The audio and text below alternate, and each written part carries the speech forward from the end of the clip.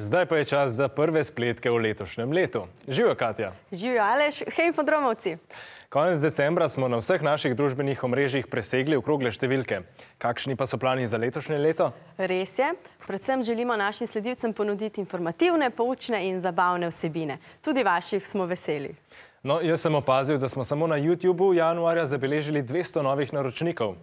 Res je, najbolj vas je navdušil mladi stand-up komik Tjaž. Njegove šale ste si ogledali kar 8300-krat.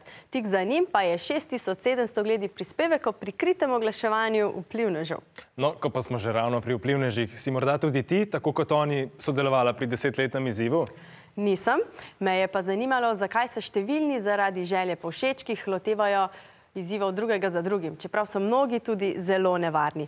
Z njimi so se že srečali učenci osnovne šole Danile Kumar. No, pa poglejmo.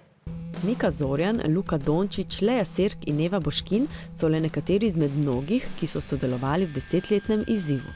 10-letni izziv je izziv, v katerem pokažeš, koliko si se spremenil v 10 letih in daš sliko izpred 10 let in sliko zdaj in objaviš na kateremkoli družbenem omrežju. Izziv 10 let je lahko zabaven, vendar malce previdnosti pri tem ne škodi, saj lahko pride do zlorabe osebnih podatkov. Mogoče jih bo kakšno podjetje ali pa celo posameznik zdaj uporabil za to, da bo preučil, na kakšen način se ljudje staramo, naredili bodo mogoče boljše algoritme za prepoznavanje obrazov in iz tega lahko potem v nadaljevanju naredijo marsikaj dobrega ali pa tudi slabega. Internet je poln različnih izzivov in med njimi se najdejo tudi zelo nevarni. Jaz sem na internetu že videl ta Bird Box izziv. No, jaz sem slišal za en izziv, ki moraš pojeti tableto za pranje. No, jaz sem pa delal Kiki Challenge.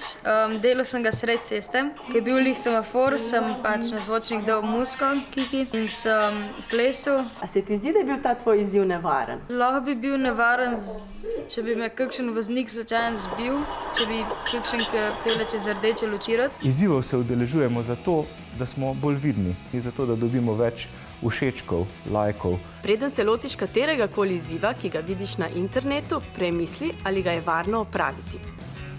Če se lahko pri izzivu telesno poškoduješ, ga ne delaj. Če nisi prepričan, ali ima izziv lahko slabe posledice, o izzivu poprašaj starše ali učitelje.